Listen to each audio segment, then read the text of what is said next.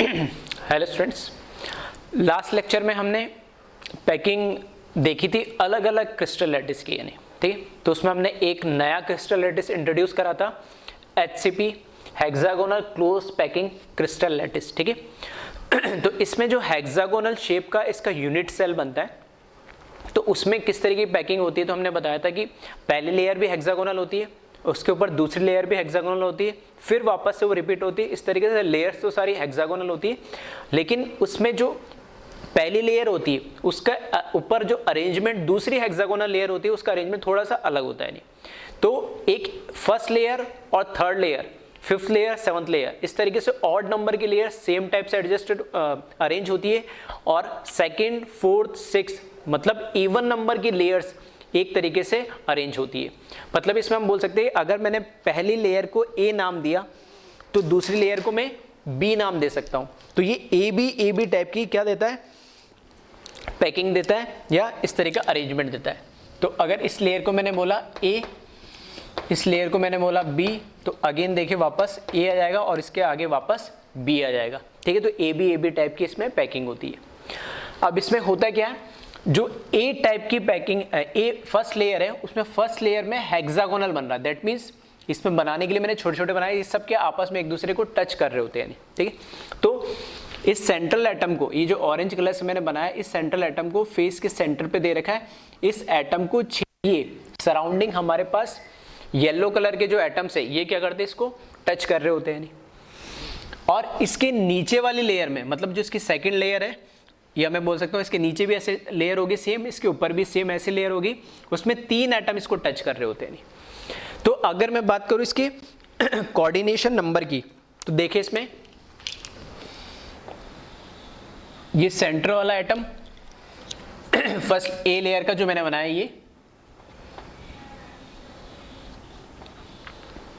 ये इसका राइट वाला, ये इसके लेफ्ट वाला, फिर ये टॉप में जो दे रखे ये दोनों मैं बना रहा हूं।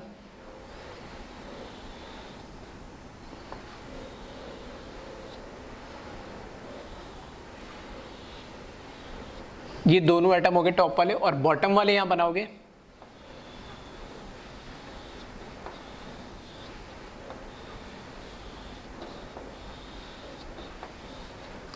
ठीक है, इस तरीके से ये 6 एटम अरेंज होते हैं। इन सभी के सेंटर्स को मैं जोड़ूंगा तो हेक्सागोनल बनेगा। तो इस तरीके से फर्स्ट लेयर में ये होते हैं एटम्स। इसके बाद जो सेकंड लेयर होती है, जो येलो, यहाँ पे मैंने ब्लू कलर से बनाई है बी, वो इस तरीके से अरेंज है। ये पहला एटम, ये दूसरा एटम, और ये तीसरा एटम, इस तरीके से। तो फर्स्ट येलो वाली लेयर, उसमें मिडल वाला मैंने ऑरेंज कलर से बनाया, तो उस ऑरेंज वाले को 6 एटम टच कर रहे, उसके ऊपर ब्लू वाले 3 एटम टच कर रहे। तो ये ए बी टाइप की इसमें पैकिंग होती है। तो अगर फर्स्ट वाली येलो लेयर है तो सेकंड ब्लू होगी, वापस थर्ड लेयर कौन सी होगी, येलो, जैसे इसमें बना रहेगी।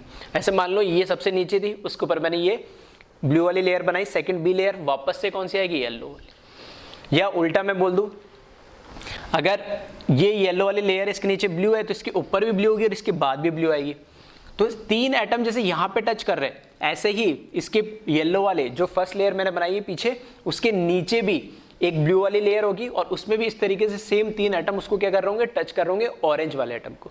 तो कोऑर्डिनेशन नंबर हमने पढ़ा है। कोऑर्डिनेशन नंबर क्या होता है, किसी भी एक एटम को, यानी किसी भी क्रिस्टल लैटिस में, ठीक है, कोई भी यूनिट सेल है, तो हर एक एटम का जो कोऑर्डिनेशन नंबर होता है सेम होता है। ऐसा नहीं एक एटम का कोऑर्डिनेशन नंबर अलग और इसका अलग होगा।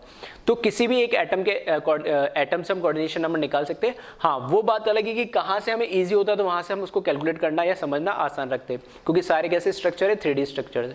तो यहाँ से मैं समझना चाह रहा हूँ इस वाले ऑरेंज वाले एटम से कि 6 तो इसी के प्लेन में सराउंडिंग एटम इसको टच कर रहे हैं, ठीक है। एक एटम को जो कितने नंबर ऑफ एटम्स टच कर रहे हैं, या मैं बोल सकता हूँ नियरेस्ट नेबर भी बोलते हैं, या शॉर्टेस्ट डिस्टेंस पे जो एटम्स अवेलेबल है।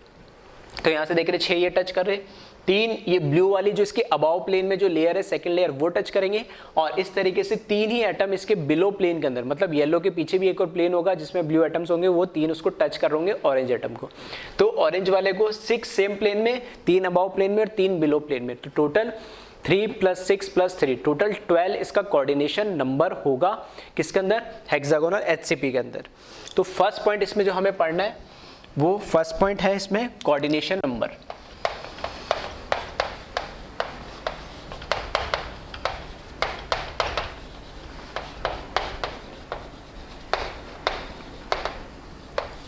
जो कोऑर्डिनेशन नंबर है इसके अंदर वो कोऑर्डिनेशन नंबर है, इसको CN से मैं लिख रहा हूं, और इस तरीके से लिखा मैंने 3 6 3। तो ये जो 3 है ये तो होंगे सेम प्लेन के अंदर, जो 6 येलो एटम इस ऑरेंज वाले को टच कर रहे, 3 होंगे अबाव प्लेन में और 3 होंगे बिलो प्लेन के अंदर।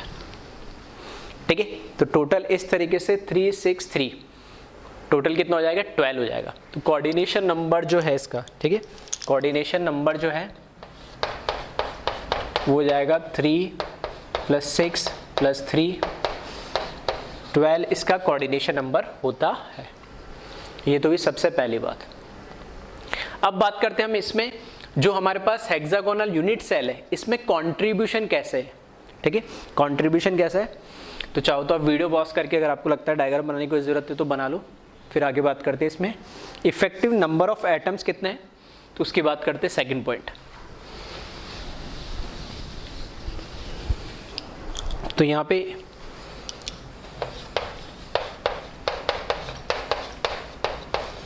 Effective number of atom in unit cell,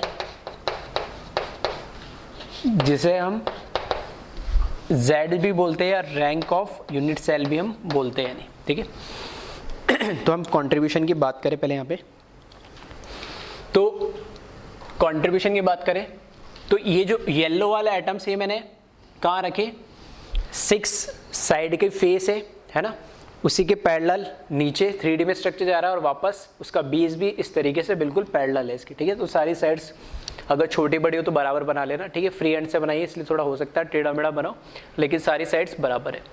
तो अब ये येलो वाले आइटम्स रखे मैंने सारे कॉर्नर पे, इधर भी 6 कॉर्नर पे रखे हुए, इधर भी 6 कॉर्नर पे रखे हुए। ऑरेंज वाला है वो मैंने कहाँ रखा है, फेस के सेंटर पे रखा हुआ है। और इधर ये जो 3 ब्लू वाले ये बॉडी के सेंटर, मतलब इस हेक्सागोनल के सेंटर, बॉडी के सेंटर पे तो नहीं लेकिन हेक्सागोनल के जो सेंटर है उसके अंदर, यानी इस तरीके से मान के चलो कि यहाँ पर इसका सेंटर आएगा। ठीक है, इस तरीके से ये अरेंज है। यानी अब बात करते हैं इसकी कि कंट्रीब्यूशन कैसे होगा। तो कंट्रीब्यूशन अगर मैं बात करूं कॉर्नर वाले का, ठीक है,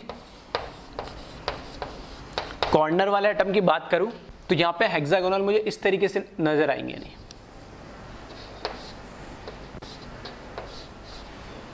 जब आप टॉप व्यू इसका देखोगे, ठीक है,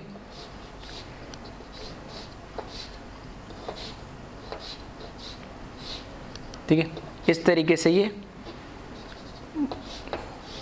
कोई क्रिस्टल लैटिस में क्या होता है, क्रिस्टल लैटिस में यही है कि एक यूनिट सेल है जो ये हेक्सागोनल है, टॉप व्यू से ऊपर से जब देखोगे तो ऐसे ही दिखेगा आपको 6 साइड का। तो 6 साइड के जो हेक्सागोनल है बहुत सारे आपको नजर आएंगे। ठीक है, इस तरीके से। तो अब यहाँ पे मैं बात करूँ जो कॉर्नर पे, मतलब ये येलो वाला जो रखा हुआ है, तो यहाँ पर मैंने मान लिया ये रखा हुआ है येलो वाला आइटम, ठीक है, कॉर्नर पे इधर। अब ये जो कॉर्नर पे एटम रखा हुआ है, इस कॉर्नर के एटम को 1 2 और 3, ये 3 यूनिट सेल तो मेरे को यहाँ से नजर आ रहे हैं। लेकिन मैंने बोला जो क्रिस्टल होता है उसके अंदर यूनिट सेल 3 डायमेंशन, मतलब x y और z तीनों डायरेक्शन में बढ़ रहा है। मतलब ये जो हेक्सागोनल है, इस हेक्सागोनल की जितने भी फेसेस है, हर फेसेस से भी क्या होंगे, इस तरीके से ये सारे क्या होंगे, टच होंगे यूनिट सेल। ऐसे टॉप में भी यूनिट सेल रखा होगा इसके ऊपर, बॉटम में भी रखा होगा और उसके पैरेलल इस तरीके से चलते आएगा। तो ये अगर मैंने बोला ये वाला यूनिट सेल है, इसके कॉर्नर पे रखा तो इसके टॉप में भी यूनिट सेल होगा, इसके भी टॉप में होगा, इसके भी टॉप में होगा, तो 3 यूनिट सेल इनके ऊपर भी आएंगे, ठीक है। तो टोटल ये जो एक एटम है इसको 6 यूनिट सेल शेयर कर रहे हैं, यानी अगर एक एटम को 6 यूनिट सेल शेयर कर रहे हैं तो एक यूनिट सेल में उसका कॉन्ट्रीब्यूशन क्या आएगा 1/6, ठीक है। तो जो कॉर्नर एटम है, कॉर्नर का जो कॉन्ट्रीब्यूशन है ऐसे लिख सकते हैं, किसकी बात कर रहा हूं मैं, हेक्सागोन, क्योंकि अभी तक हमने क्यूब की बात करी थी। तो कंट्रीब्यूशन ऑफ कॉर्नर एटम कितना होगा 1/6, ठीक है। उसके बाद आ जाए फेस सेंटर पे, टॉप वाले फेस पे आ जाए, इधर मैंने रखा है ये जो ऑरेंज वाला एटम है, इसका कंट्रीब्यूशन कितना होगा। तो जो इधर रखा हुआ है उस सेंटर पे रखा होगा तो आधा तो इस यूनिट सेल के अंदर आ रहा होगा और आधा इसके ऊपर जो यूनिट सेल आएगा उसके ऊपर आएगा। तो फेस सेंटर पे जो रखा हुआ है यूनिट सेल उसका कंट्रीब्यूशन कितना होगा, 2 यूनिट सेल में शेयर हो रहा, तो एक के अंदर कितना हो जाएगा 1/2, ठीक है। तो यहां पर आ जाएगा contribution of face centre atom is 1/2, ठीक है। 2 टाइप के होते हैं। और ये जो बॉडी सेंटर में है, ठीक है, contribution of body centre atom जो पूरा का पूरा क्या होगा 1 होगा। अब ये तो जो एटम्स हमारे पास इस यूनिट सेल में जहां रखे हुए उनका कंट्रीब्यूशन बताया। ऐसे रैंडमली कोई भी एटम्स कहीं पे भी रखे हुए पूछ सकता है। कैसे, फॉर एग्जांपल अगर वो पूछ रहा है यहां पर कोई एटम रख दिया, यहां पर कोई एटम रख दिया तो बताए इसका कंट्रीब्यूशन क्या होगा एक यूनिट सेल में, ठीक है। तो यहां पे मैं लिख देता हूं, इस केस में इसका कंट्रीब्यूशन कितना है, ये तो है 1/2, इसका कंट्रीब्यूशन येलो वाले का कितना हुआ 1/6, इसका पिंक वाले का कंट्रीब्यूशन कितना होगा। तो 1 और 2 में शेयर हो रहा है ये, ठीक है, 1 और 2 में शेयर हो रहा है और इनके ऊपर 2 भी क्या रखे होंगे और यूनिट सेल रखे होंगे, तो इसका कंट्रीब्यूशन कितना हो जाएगा, इसका कंट्रीब्यूशन हो जाएगा 1/4। क्लियर है। तो ये तो टॉप से देख रहे तब, है ना। इसी तरीके से अगर मैं कह रहा हूं बॉडी सेंटर वाले का तो आ ही गया। इसी तरीके से अगर मैं बात करूं ये साइड वाली जो एज दिख रही है आपको, ठीक है, ये वाली जो एज दिख रही है इसमें इसके इस एज सेंटर पे रख दिया साइड वाले, इस साइड वाले एज सेंटर पे रख दिया तो उसका कंट्रीब्यूशन क्या होगा, ठीक है। तो मैं इसको एक अलग कलर से बना देता हूं, ये साइड वाली एज के सेंटर पे रख दिया तो इसका कंट्रीब्यूशन क्या होगा। अब देखना कहां पे रखा होगा, यहां से समझने की कोशिश करते हैं। ये जो कॉर्नर है ना, ये मान लो ये कॉर्नर है, इस कॉर्नर के ऊपर भी यूनिट सेल होगा और उस कॉर्नर के पीछे भी वो यूनिट सेल है। तो इस कॉर्नर से मैं क्या कर रहा हूं, अंदर की तरफ जा रहा हूं उसकी एज पे और वहां पर उसकी सेंटर पे रखा हुआ होगा ये। तो उसकी सेंटर मतलब एग्जैक्टली पोजीशन तो ये है लेकिन यहां पर दिखा नहीं पा रहा मैं, ठीक है। तो कहां से, ऊपर से देखोगे तो इसके यहां से आप जाओ इस यूनिट सेल के मिडल पे आ जाओ, तो यहां पर आ जाओगे, इस मिडल पे आओगे तो यहां पर एटम रखा होगा। तो वो आप देखोगे अगर ध्यान से तो यहां पे ऊपर रखा हुआ होता तब तो 3 ये और 3 इसके ऊपर 6 उसको कंट्रीब्यूट कर रहे हैं इस कॉर्नर वाले को, लेकिन इस एज पे रखा हुआ है तो इस एज को कितने शेयर कर रहे हैं, एक ये और एक ये, 3 यूनिट सेल ही शेयर कर रहे हैं उसको एज को। तो उसका कंट्रीब्यूशन भी कितना होगा, 3 शेयर कर रहे हैं तो उसका कंट्रीब्यूशन भी कितना होगा 1/3। तो इसका जो कंट्रीब्यूशन है वो भी कितना होगा 1/3 कंट्रीब्यूशन होगा। आई बात समझ में। हाँ, अगर आपने इसकी फेस मतलब ये साइड वाली फेस है ना, साइड वाली फेस फॉर एग्जांपल ये जो साइड वाली फेस है यहां पर कोई एटम रख दिया, ठीक है, इसका कंट्रीब्यूशन पूछ रहे हो। साइड वाली फेस का मतलब है कि इधर सेंटर पे न रख के, ये तो हुआ टॉप पे, ये सेंटर पे न रख के ऊपर टॉप पे रख के इसके बीच में जाके रखोगे तो भी उसका कंट्रीब्यूशन कितना होगा, 2 ही यूनिट सेल के बीच में शेयर हो रहा होगा। जैसे ये 2 तो इनके बीच में हो रहा है, 2 इसके ऊपर वाले के, लेकिन ये ऊपर नहीं रखा हुआ, कहाँ रखा हुआ है, अंदर बीच में रखा हुआ है। तो उसका कंट्रीब्यूशन कितना होगा 2, 1/2 क्यों, क्योंकि 2 यूनिट सेल के बीच में शेयर हो रहा है। तो इसका कंट्रीब्यूशन है 1/2। क्लियर है। तो ऐसे अलग अलग पोजीशन पे 3D अगर आपको इमेज एक बार क्लियर बन रही है तो किसी भी पोजीशन पे एटम रख के और मॉलिक्यूलर फॉर्मूला वाले टाइप के क्वेश्चंस ये पूछ सकता है नहीं। हालांकि हमारे पास 3 ही काम मारे इसलिए मैंने 3 ही यहाँ लिखे, फिर भी मैंने यहाँ पोजीशन बना के और उनका कंट्रीब्यूशन लिख दिया। और अगर आपको ठीक है चाहो तो इसका अलग से फिगर बना के और फिर से इस तरीके से आप कंट्रीब्यूशन लिख सकते हो और इमेज क्लियर हो जा रही है तब तो कोई दिक्कत नहीं, आप बता सकते हो। तो अब आता है हम हमारा जो सेकंड पॉइंट था इफेक्टिव नंबर ऑफ एटम जो Z है ना, Z की वैल्यू हम कैलकुलेट कर रहे थे। तो जो Z है हमारे पास पता है कितने कॉर्नर्स पे एटम रखे हुए, 6 ये और 6 ये, कितना हो गया 12। तो इस तरीके से लिख रहा हूं मैं 12 कॉर्नर मल्टीप्लाई बाय हर एक कॉर्नर का कंट्रीब्यूशन कितना है 1/6 प्लस फेस सेंटर का कंट्रीब्यूशन 1/2 है और कितने फेस सेंटर पे रखा हुआ है 1/2। ठीक है, देखो फेस सेंटर ये साइड वाली फेस हो या टॉप वाली फेस, इसका भी 1/2 कंट्रीब्यूशन है और इसका भी 1/2 है। तो ये तो इजी है कि फेस सेंटर किसी का भी हो, साइड वाली साइड हो या टॉप वाली हो, दोनों का 1/2 कंट्रीब्यूशन है। तो मेरे पास 2 फेस सेंटर पे एटम रखे हुए और हर एक का कंट्रीब्यूशन कितना है 1/2 प्लस बॉडी सेंटर पे कितने रखे हुए 3 बॉडी सेंटर पे रखे हुए और हर एक का कंट्रीब्यूशन कितना है 1। तो Z की वैल्यू देखोगे तो यहां पर कितना आ जाएंगे 2 एटम आएंगे, किससे कॉर्नर से, total effective number of atom corner से 2 मिलेंगे, फेस सेंटर से इफेक्टिव नंबर ऑफ एटम 1 मिलेगा प्लस 3 बॉडी सेंटर से मिलेंगे। तो Z की वैल्यू जो आएगी इसमें 6, दैट मीन्स टोटल 6 एटम होते हैं एक यूनिट सेल के अंदर। Effective total number of atom 6 in hexagonal unit cell के अंदर। ठीक है, हेक्सागोनल यूनिट सेल के अंदर टोटल नंबर ऑफ एटम कितने होते हैं 6। फिर नेक्स्ट अब इसके हम बात करेंगे किसकी, volume occupy by effective number of atom या volume occupied by total atoms and volume of unit cell. ठीक है, और अगर ये दोनों मुझे पता लग गया तो मैं क्या निकाल सकता हूँ, पैकिंग एफिशिएंसी भी निकाल सकता हूँ। तो उस पर हम आगे बात करेंगे, एक बार इसको पहले आप कॉपी कर लें। ठीक है,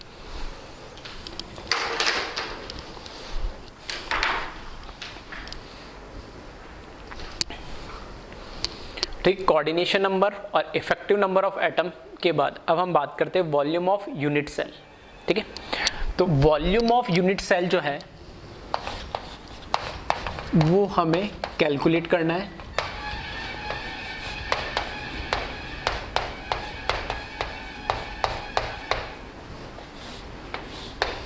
ठीक है, तो यूनिट सेल का वॉल्यूम कैलकुलेट करने में एक चीज हमें ध्यान रखनी है कि एक तो मैं देता हूं कि जो ये एज है, ठीक है 6 इधर और 6 इधर, ठीक है, तो ये एज लेंथ है a। ठीक है, ये जो हाइट है, ठीक है, ये जो हाइट है इसको हमने मान लिया ये h है। ठीक है, तो ये दो चीज हमें गिवन है, हाइट दे रखी है इस हेक्सागोनल की और इसकी एज लेंथ दे रखी a। क्योंकि क्यूब के अंदर तो सारी साइड्स ए ही होती है तो वहां हमें दिक्कत नहीं आती थी, हम ए को क्या कन्वर्ट कर लेते, एटम की रेडियस के फॉर्म में कन्वर्ट कर लेते। लेकिन अब यहाँ दो चीज आ गई, हाइट भी आ गई और यहाँ पे एज लेंथ भी आ गई। तो मुझे ए को भी कन्वर्ट करना होगा किसके अंदर, एटम की रेडियस के फॉर्म के अंदर, और एच को भी करना होगा एटम की रेडियस के फॉर्म के अंदर। या फिर दूसरा तरीका क्या है कि मैं ए और एच के बीच में रिलेशन निकाल लूँ। अगर रिलेशन निकल गया तो एक को भी कन्वर्ट कर रहा हूं तो दिक्कत नहीं आएगी। रिलेशन क्यों, क्योंकि ए तो बहुत आसान हो गया, इस कॉर्नर पे जो एटम रखा होगा और इस कॉर्नर पे जो एटम रखा होगा ये दोनों एक दूसरे को टच कर रहे होंगे और कहाँ टच करेंगे, इधर सेंटर पे टच कर रहे होंगे।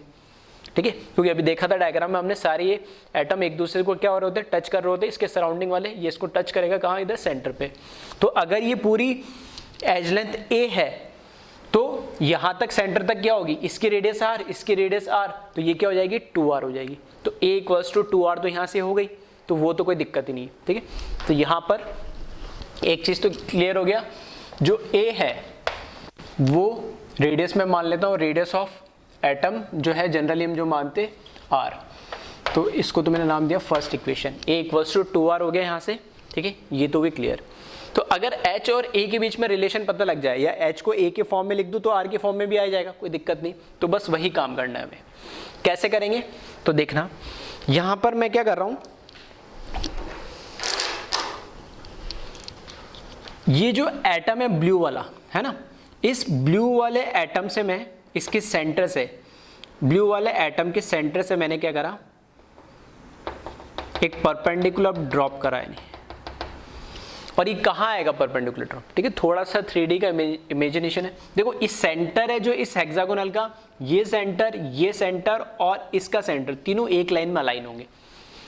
लेकिन तीन जो बॉल सेंटर में रखे, इनके सेंटर थोड़ी से अलाइन करेंगे यानी, ठीक है। तो अगर मैं इसको इस तरीके से समझूं कि ये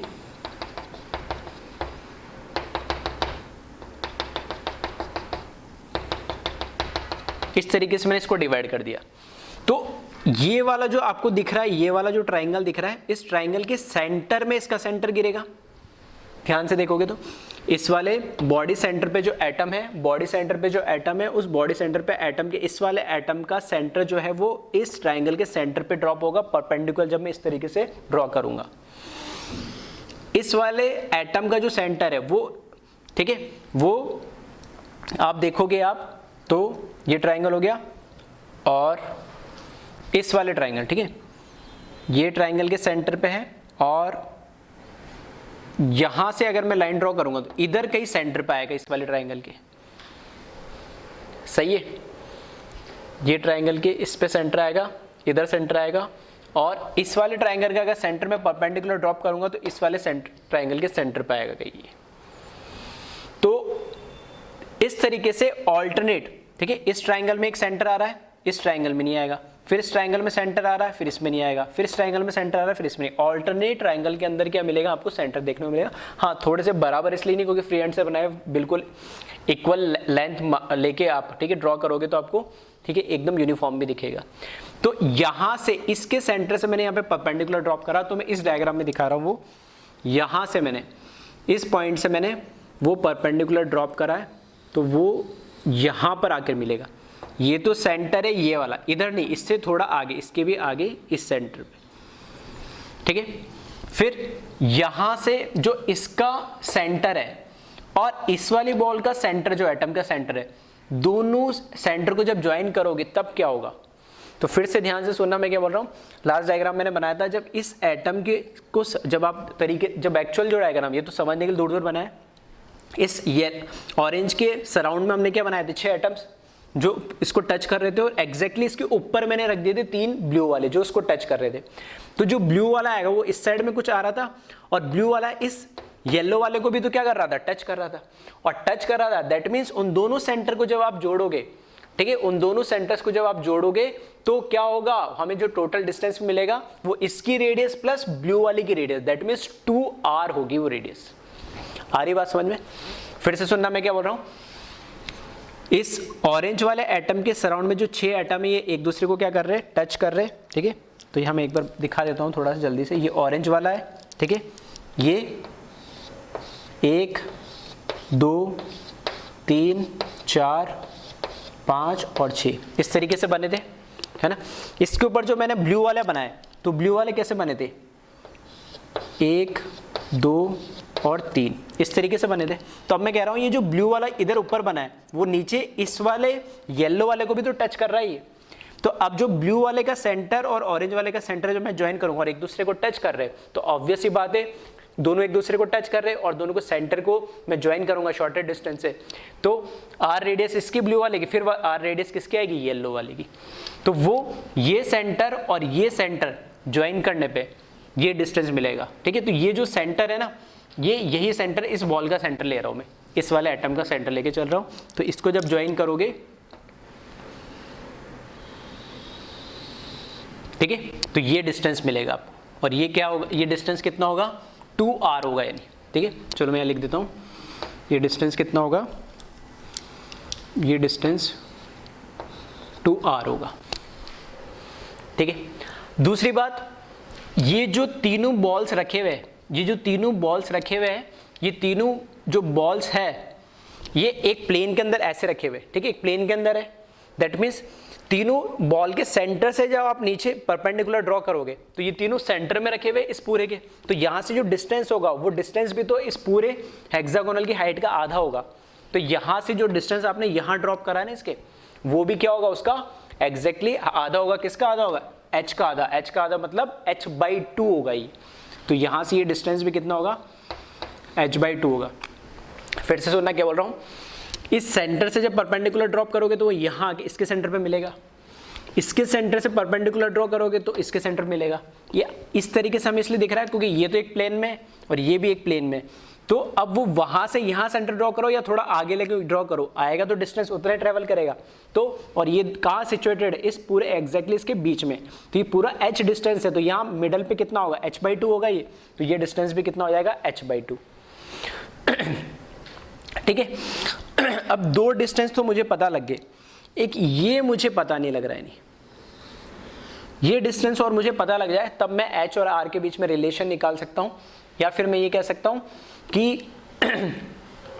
ठीक है, या फिर मैं क्या कह सकता हूं कि ये डिस्टेंस मुझे पता लग जाए तो h और a के बीच में रिलेशन आ जाए तो भी कोई दिक्कत नहीं है। नहीं ठीक है, 2r लिख दूं या मैं क्या लिख दूं, 2r का मतलब क्या होगा, a होगा। ठीक है, वो हमने पहले निकाल लिया। तो मैं इन पॉइंट्स को नाम दे देता हूं। ठीक है, तो ये जो पॉइंट्स हैं इनको मैंने बोला a, इसको नाम दे दिया मैंने b और इसको नाम दे दिया c। तो इसमें मेरे को a भी फाइंड आउट करना है। नहीं क्लियर है, a भी फाइंड आउट करना है। ठीक है, जो मैं कर रहा हूं वो और भी कई मेथड हो सकते हैं, किसी के दिमाग में और भी कोई मैथमेटिकल सोच रहा हो तो हो सकता है पॉसिबिलिटी। मैं एक मेथड बता रहा हूं, हो सकता है और भी कोई मेथड हो उसको फाइंड करने के लिए, तो कोई प्रॉब्लम नहीं। अगर वो आपको समझ में आ रहा है तो वैसे भी आप कर सकते हो। अब मेरे को a भी फाइंड करना है, तो a भी फाइंड करने के लिए मैंने क्या करा, क्योंकि यहां पे ये जो पॉइंट है ना, ये ट्राइंगल मैंने ले लिया है क्योंकि मुझे ये डिस्टेंस पता करना है। ये डिस्टेंस पता करना है तो ध्यान से देखना, अगर मैं यहां सेंटर से मैंने इसको ज्वाइन करा और इसको ऐसे ज्वाइन कर दिया, नहीं ठीक है, तो ये तो यहां से क्या मिलेगा, मुझे एक इक्विलैटरल ट्रायंगल मिलेगा। हेक्सागोनल में कितने ऐसे, ठीक है, 1 2 3, ठीक है, 4 5 6 इक्विलैटरल ट्रायंगल मिलेंगे हेक्सागोनल के अंदर। ठीक है, बराबर नहीं दिख रहे वो बात अलग है। ये ट्रायंगल लिया मैंने, इस ट्रायंगल के क्या करा मैंने, सेंटर से, ठीक है, इस ट्रायंगल के क्या करा, सेंटर से मैंने क्या करा, परपेंडिकुलर ड्रॉ करा है। इस ट्रायंगल के सेंटर से मैंने क्या करा, परपेंडिकुलर ड्रॉ करा इस तरीके से। ठीक है, तो थोड़ा सा ऊपर नीचे देख लेना, इधर से मैंने परपेंडिकुलर ड्रॉ करा। ठीक है, अब ये इसको कहाँ कट करेगा, इस लाइन को एग्जैक्टली, ये जो बी पॉइंट मैंने यहाँ बनाया है, ठीक है, ये बी पॉइंट इसको एग्जैक्टली कहाँ कट करेगा, इसके सेंटर पे, इसके सेंटर पे ये इसको कट करेगा। अब अगर मैं बात करूं, ये तो मुझे पता लग गया है, इसके अंदर ये डिस्टेंस कितना है, a/2 हो जाएगा या r हो जाएगा। ठीक है, फिर यहां से ये डिस्टेंस और ये डिस्टेंस, दो डिस्टेंस रह गए यानी, ठीक है, तो ये डिस्टेंस तो कितना हो जाएगा, a/2, और ये डिस्टेंस मुझे क्या करना है, फाइंड आउट करना है। तो मेरे पास डिस्टेंस तो एक ही पता है, लेकिन एंगल मुझे पता लग गया, क्योंकि हेक्सागोनल में ये पूरा एंगल कितना है, 60 डिग्री। इक्विलैटरल ट्रायंगल बनेगा, इक्विलैटरल ट्रायंगल है तो ये एंगल पूरा कितना होगा, 60। तो इसके सेंटर से पास होगी लाइन, तो ठीक है, वो क्या बाइसेक्ट करेगी, इसको बाइसेक्ट करेगी, दैट मीन्स ये एंगल कितना हो जाएगा, 30 डिग्री। तो एंगल पता लग गया, एक साइड पता लग गया, तो वो दूसरी साइड भी मैं पता कर सकता हूँ। तो स्टार्ट कर रहा हूँ मैं, एक मैंने पूरा ओवरव्यू दे दिया, और ये मैं इनको नाम दे देता हूँ, ये ए हो गया, ये बी हो गया, ठीक है, सी उसको नाम दे दिया मैंने, डी इसको नाम दिया। ठीक है, तो स्टार्ट करते हैं, और चाहो तो ये डी हो गया, इसको ई नाम दे देता हूँ मैं, और इस पॉइंट को एफ नाम दे देता हूँ, जो एग्जैक्टली इसका सेंटर है। तो फ्रॉम ट्राइंगल, ये पूरा ले रहा हूं मैं, ठीक है, ताकि समझने में आसान हो, ए एफ ई, ये पूरा इक्विलैटरल ट्राइंगल ले रहा हूं मैं, from triangle A F E, ये इक्विलैटरल ट्राइंगल है। जिस कलर से मैंने लिया उसी से मैं ले लेता हूं ताकि समझने में आसान हो।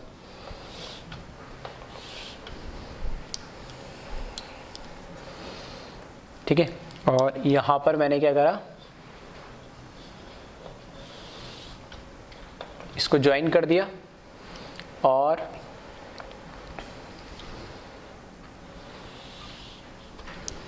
यहां से सेंटर से मैंने क्या करा, इसका बाइसेक्टर ड्रॉ करा। अब जो येलो कलर मैंने मार्क कर दिया, इस ट्रायंगल की मेरे को एक्चुअल में जरूरत है। तो ये पॉइंट तो हो गए, ये पॉइंट हो गया ए, ये हो गया डी, ये हो गया ई, ये हो गया एफ और ये पॉइंट हो गया बी। ठीक है, ये वाला ट्राइंगल मैंने लिया है। इसमें ये जो अब एंगल है, ये एंगल टोटल इक्विलेटरल ट्राइंगल में 60 था, तो इसमें बाइसेक्ट होके कितना रह गया, ये 30 डिग्री हो गया। ठीक है, ये लेंथ मुझे पता लगी गई है, ये कितनी हो जाएगी, a/2 होगी, यहाँ से यहाँ तक का जो डिस्टेंस है ये। ठीक है, यहाँ तक का जो डिस्टेंस है ये कितना हो जाएगा, a/2। बस अगर मैं लेता हूं इसमें क्या, क्योंकि मुझे क्या फाइंड करना है, ए बी फाइंड करना है, ये फाइंड करना था, ए बी मुझे फाइंड करना है, तो ए बी फाइंड करना है, ये मुझे डिस्टेंस देगा, बेस दे रखा है, हाइपोटेन्यूज दे रखा है, एंगल दे रखा है, दैट मीन्स क्या यूज करूं मैं, कॉस यूज कर लूं। तो कॉस 30 डिग्री अगर मैं लेता हूं, ठीक है, कॉस 30 डिग्री ले लेता हूं, तो यहां पर कॉस 30 डिग्री जो कि बेस क्या है मेरे पास AD है और हाइपोटेन्यूज इसमें क्या है ABA। किस ट्राइंगल की बात कर रहा हूं मैं, इस वाले ट्राइंगल की, ABD ट्राइंगल की। ये तो मैंने ट्राइंगल पूरा बनाया था कि आपको वहां से समझ में आए इसका छोटा पोर्शन। अब जो मैं बात कर रहा हूं इस ऑरेंज वाले पार्ट की बात कर रहा हूं, इसमें cos 30 डिग्री। ठीक है, तो ब्रैकेट में लिख देता हूं मैं, कौन सा ट्राइंगल लिया मैंने, ट्राइंगल AB और D लिया है। ठीक है, ट्राइंगल ABD लिया है, तो इसमें cos 30 क्या होगा, बेस अपॉन हाइपोटेन्यूज, और cos 30 sin 60 दैट मीन्स √3/2 हो जाएगा। AD ये कितना दे रखा है, a/2 दे रखा है, और AB ये मुझे फाइंड आउट करना है। तो AB की वैल्यू यहाँ से निकालोगे तो AB की वैल्यू आ जाएगी कैलकुलेट होके, ये 2 से 2 तो कैंसिल हो जाएगा, a/√3। ठीक है, तो यहाँ से AB की वैल्यू हमें कैलकुलेट हो गई है, जो मुझे चाहिए थी। AB की वैल्यू हो जाएगी a/√3, R के फॉर्म में लिख सकते हो, अभी मैं A के फॉर्म में ही लिख रहा हूँ। ये तो बात हुई, यहाँ से मैंने अभी क्या करा, सिर्फ AB डिस्टेंस फाइंड आउट करा। अब जैसे ही AB मुझे मिल गया, ठीक है, अब जैसे ही मुझे AB मिल गया, तो अब मेरा सारा फोकस किस पे, इस ट्राइंगल पे होगा। तो अब तीनों साइड्स मुझे मिल गई है। अब इसमें देखना, क्योंकि यहां से ये जो पॉइंट मैंने ड्रॉप करा, ये कैसा है, परपेंडिकुलर है, तो ये एंगल कितना होगा, 90 डिग्री का होगा ये, क्योंकि ये इस बॉल का सेंटर है, यहां से परपेंडिकुलर ड्रॉप कर तो यहाँ गिरा, तो ये और ये तो क्या होंगे, एक प्लेन के अंदर होंगे, और ये इसके बिल्कुल परपेंडिकुलर, दैट मीन्स ये एंगल कितना होगा, 90 डिग्री। दिखने में थोड़ा आपको 90 लग नहीं रहा है, लेकिन वो एंगल कितने का है, 90 डिग्री का है। तो यहां से देखिए आप आगे, फ्रॉम ट्राइंगल, अब ले लो आप ट्राइंगल ABC ट्राइंगल है, राइट ट्राइंगल है। ठीक है, तो मैं इसको राइट ट्राइंगल सिंपल बना ही देता हूं।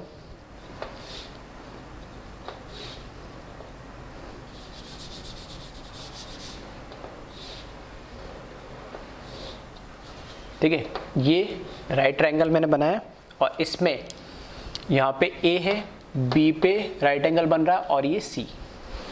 अब देखना इसमें डिस्टेंस, ये जो 2R लिखा है, इस 2R को मैं क्या लिख सकता हूँ, A लिख सकता हूँ।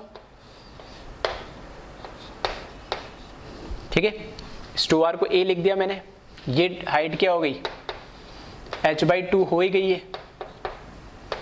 है ना। और ये जो AB अभी हमने फाइंड करा है, तो ये क्या हो जाएगा, a/√3 हो जाएगा, क्योंकि राइट एंगल ट्राइंगल है, तो पाइथागोरस थ्योरम तो इस पे भी लग जाएगी। ठीक है, तो यहां से देखना, पाइथागोरस लिखोगे तो क्या लिखोगे आप, AC² इज इक्वल्स टू, यहां से AB² प्लस BC²। सही है, AC², AC की जगह क्या लिख दूंगा मैं, A², AB की जगह क्या लिख देंगे, a/√3 का स्क्वायर प्लस BC की जगह क्या लिखेंगे मैम, h/2 का होल स्क्वायर। ठीक है, इसको बस कैलकुलेट कर ले, सिंप्लीफाई कर ले, तो यहाँ से कैलकुलेट करेंगे तो ये तो हो जाएगा a², ये हो जाएगा a²/3 प्लस ये हो जाएगा h²/4। इसको इधर ले जाओ तो इधर क्या रह जाएगा, ये रह जाएगा एच स्क्वायर बाई 4 और A square minus A square by 3, तो 3a square minus 2a square by 3 रह जाएगा, तो H square is equals to 2a square by 3 रह जाएगा। तो यहाँ से अगर मैं h कैलकुलेट करूँ तो ये हो जाएगा 8a स्क्वायर बाई 3 और स्क्वायर हटा दूँ तो क्या जाएगा, h equals to under root लेंगे तो ये हो जाएगा 2√2a और यहाँ पर आ जाएगा √3। तो h और a के बीच में जो रिलेशन है वो यहाँ से हमें मिल गया। नहीं, ये सारा काम हमने क्या करा, सिर्फ h और a के बीच में रिलेशन, क्योंकि a मुझे पता लग गया डायरेक्ट 2r के बराबर होता है, ठीक है। तो यहाँ से ये इक्वेशन है सेकंड जो कि मेरे को यहाँ यूज़ हुई यहाँ पर, और यहाँ पर ये थर्ड जो h और a के बीच मुझे रिलेशन बता दिया। नहीं, अब कोई दिक्कत नहीं है। नहीं, अब मैं कैलकुलेट कर सकता हूँ वॉल्यूम, ठीक है। तो वॉल्यूम जो है, ठीक है, अब वॉल्यूम कैलकुलेट करने के लिए हेक्सागोनल का मुझे क्या निकालना है, वॉल्यूम। तो वॉल्यूम क्या होगा, अगर मुझे बेस का एरिया पता लग जाए और हाइट से मल्टीप्लाई कर दूंगा तो ऑब्वियस सी बात क्या निकल जाएगी, वॉल्यूम निकल जाएगी। अब बेस का एरिया मैं कैसे कैलकुलेट करूं, तो बेस के एरिया मुझे पता है, ऐसे 6 इक्विलेटरल ट्रायंगल मिलके बन रहा है ये, तो एक इक्विलेटरल ट्रायंगल का मुझे एरिया निकल जाए, मल्टीप्लाई बाय 6 कर दूं तो बेस का एरिया आ जाएगा, और हाइट मुझे पता ही है h। और एक इक्विलेटरल ट्रायंगल का जो क्या एरिया क्या होता है हमें पता है, डायरेक्टली √3/4 a स्क्वायर होता है। और ये इसकी जो साइड है वो क्या होगी, a स्क्वायर, a दे रखी है हमें, तो कोई दिक्कत ही नहीं है। तो एक बार पहले आप इसको कॉपी कर ले, फिर आगे मैं कंटिन्यू करता हूँ।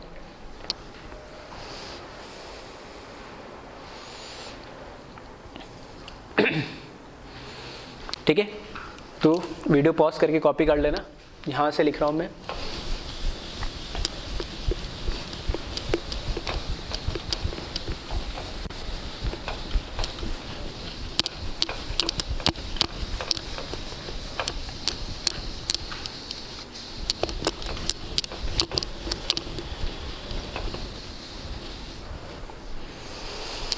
तो वॉल्यूम ऑफ यूनिट सेल, ठीक है, volume of unit cell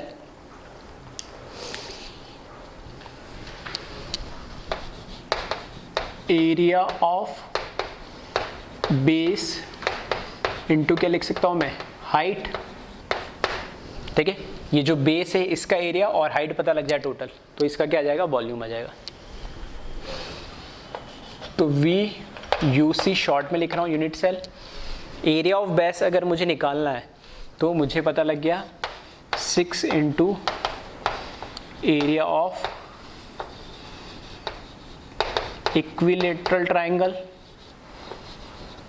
multiply by h height. और इसको कैलकुलेट करने के लिए 6 इंटू फॉर्मूला क्या होता है, area of equilateral triangle √3/4 a square into h, सही है। तो बस यहाँ पर वैल्यूज रख दे इसकी, 6 इंटू √3/4 इंटू a स्क्वायर की जगह मैं क्या लिख सकता हूँ, 2r का स्क्वायर इंटू h की जगह क्या लिखूंगा मैं, 2√2/√3 और a की जगह वापस से मैं क्या लिख दूंगा, इंटू 2r। इसको आप क्या कर ले, पूरे को सॉल्व कर ले, और जब आप इसको सॉल्व करेंगे तो वॉल्यूम ऑफ यूनिट सेल जो है वो आ जाएगा 24√2, ठीक है, 24√2 r³। ये वॉल्यूम ऑफ यूनिट सेल आ जाएगा, ठीक है। वॉल्यूम ऑफ यूनिट सेल आ गया। नेक्स्ट क्या निकाले हम, फोर्थ पॉइंट, वॉल्यूम, ठीक है, वॉल्यूम ऑफ यूनिट सेल आ गया। तो वॉल्यूम ऑफ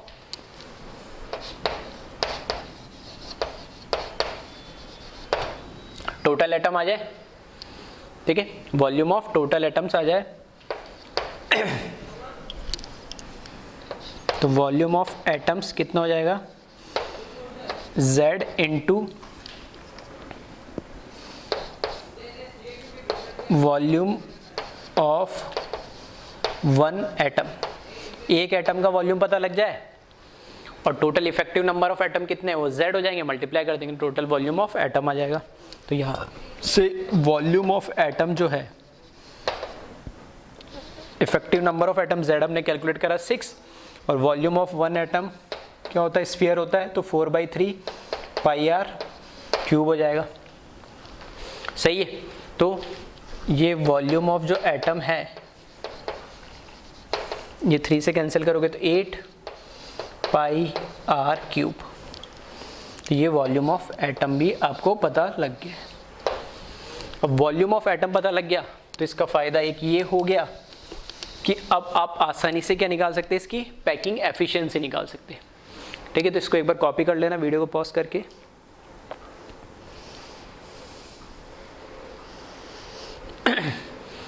ठीक है, तो इसको वीडियो पॉज करके कॉपी कर लेना। नेक्स्ट इसमें फोर्थ हो गया ना, फिफ्थ पॉइंट हम जो इसमें कैलकुलेट करने वाले, इसकी पैकिंग एफिशिएंसी कैलकुलेट करने वाले।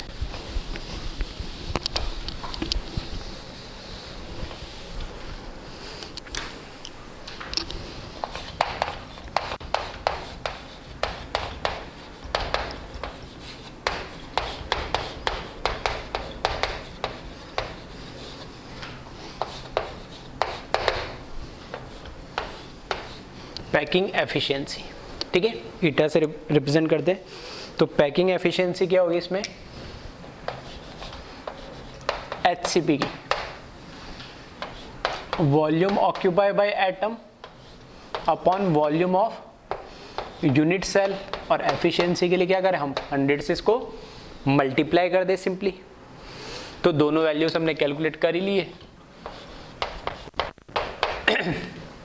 वॉल्यूम ऑफ एटम आ जाएगा 8 pi r cube divide by volume of unit cell 24/√2 r cube multiply by क्या कर दे 100 कर देने।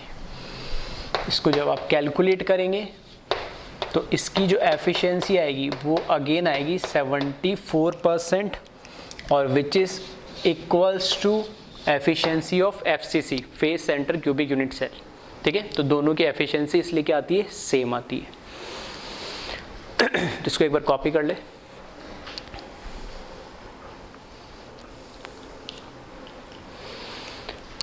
ठीक है, अब इसमें हमने क्या है, सारे फैक्टर ऑलमोस्ट सारी चीजें देख ली, इसका कोऑर्डिनेशन नंबर देख लिया हमने। ठीक है, इफेक्टिव नंबर ऑफ एटम देख लिया, यूनिट सेल का वॉल्यूम देख लिया, एटम्स कितने वॉल्यूम ऑक्यूपाई करे वो देख लिया, इसकी एफिशिएंसी हमने निकाल ली।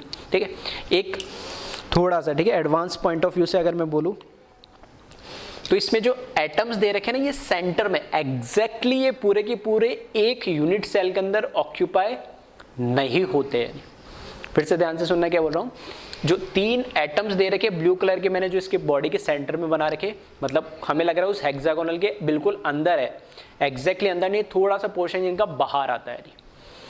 तो फिर हम इसको पूरा 1 कैसे काउंट कर लेते हैं। ठीक है, तो 1 काउंट करने का रीजन अलग है। तो एक बार इसको कॉपी कर ले वीडियो पॉज करके, फिर मैं बताता हूं। देखिए इसमें क्या हो रहा है, ये बना रहा हूं मैं सेंट्रल एटम, है ना,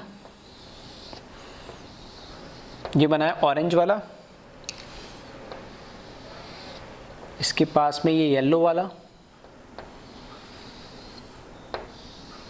फिर ये येलो वाला, फिर ये येलो वाला। ठीक है, ये ऊपर वाले 2 कॉर्नर हो गए। इसी तरीके से नीचे वाले 2 कॉर्नर। ठीक है, ये बनाया मैंने कौन से, टॉप वाले। अब बना रहा हूं मैं, अब हो क्या रहा है, इसमें हर एक मैंने बोला है क्या,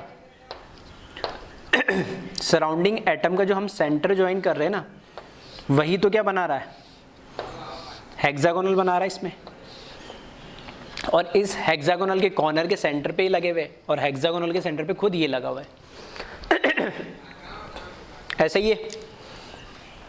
अब जो ये सेंटर में हमने बनाया है, ठीक है, ये हेक्सागोनल हो गया। अब देखना जो ये ब्लू वाले जो एटम्स में बना रहा हूं, ठीक है, ब्लू वाले जो एटम्स हैं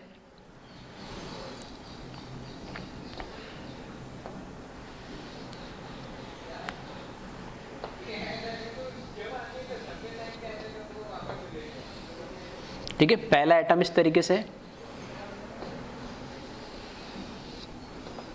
दूसरा एटम इस तरीके से, और तीसरा एटम इस तरीके से। ठीक है, अब एग्जैक्टली क्योंकि फ्री हैंड से ऐसे ही बन पा रहा है, दैट मीन्स ये वाला देखोगे ना पोर्शन, ये थोड़ा सा इसके हेक्सागोनल के बाहर आ रहा है, इधर से भी इसके हेक्सागोनल से बाहर आ रहा है और इधर भी हेक्सागोनल से बाहर आ रहा है। ठीक है, अब रहेगा कि सर आपने दूर दूर इसलिए बनाया क्योंकि बाहर निकालना ही था, क्योंकि एक्चुअल में वो बाहर आता ही है ना, इसलिए थोड़ा सा बनाने में से हो गया। फिर इसको पूरा एक क्यों काउंट करते, एक इसलिए काउंट करते क्योंकि इसमें जो इसका सराउंडिंग एटम्स, जब इसके दूसरी लेयर जो आएगी, ठीक है, उस दूसरी लेयर का जो एटम होगा ना इसके नियर बाय में, उसका इतना ही पोर्शन, जितना एक एटम का बाहर जा रहा है उतना ही पोर्शन दूसरे एटम का क्या आ रहा होता है, इसके अंदर आ रहा होता है। इधर एक, इधर से एक, इधर से, और एक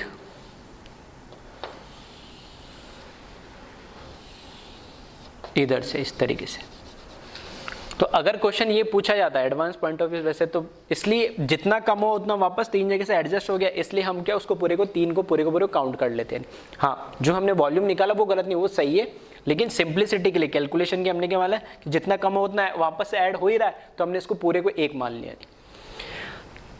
अगर क्वेश्चन ये पूछा जाता है क्या तीनों सेंट्रल एटम, जो लेयर बी थी जिसमें तीनों बॉडी सेंटर पे जो एटम प्रेजेंट है, क्या एग्जैक्टली वो बॉडी के सेंटर में पूरा का पूरा क्या एनक्लोज्ड है, क्या उस बॉडी के बिल्कुल सेंटर पे अंदर आ रहे हैं या नहीं, उस यूनिट सेल से बाहर कोई पोर्शन निकल रहा है, तो बिल्कुल गलत है, नहीं, इसके कुछ पोर्शंस बाहर निकल रहे होते हैं। हाँ, वो बात अलग है कि वॉल्यूम या बाकी कैलकुलेशन में फर्क इसलिए नहीं पड़ता है, क्यों, क्योंकि वहां पे जितना पोर्शन ये बाहर निकल रहा है उतना पोर्शन वापस दूसरे इसके नेबरिंग सराउंडिंग एटम से हो जाता है। ठीक है, जैसे हेक्सागोनली तो बन रहा है 1 2 3, इसके ऊपर 2, ऐसे इसके नीचे 2 आ जाएंगे, तो ये दूसरी हेक्सागोनल लेयर है। आ रही बात समझ? तो ये सारी इंफॉर्मेशन जो हमने आज पढ़ी पूरा की पूरी कंप्लीटली किसके बारे में थी, एचसीपी के बारे में, जो भी डिटेल्स थी मैक्सिमम। ठीक है, अगर मैं नीट या जेई मेंस के पॉइंट ऑफ व्यू से बात करूं तो हमें सिर्फ डायरेक्टली पता होना चाहिए कोऑर्डिनेशन नंबर क्या होता है इसका, इफेक्टिव नंबर ऑफ एटम्स कितने होते हैं, और इसकी एफिशिएंसी क्या होती है। ये तीन चीज़ ही सबसे इंपॉर्टेंट है, ये आप डायरेक्टली लर्न भी रखोगे तो भी कोई प्रॉब्लम नहीं। हाँ, एडवांस पॉइंट ऑफ व्यू से मैंने सारी चीज़ें डिटेल में आपको बता दी। Okay, thank you class.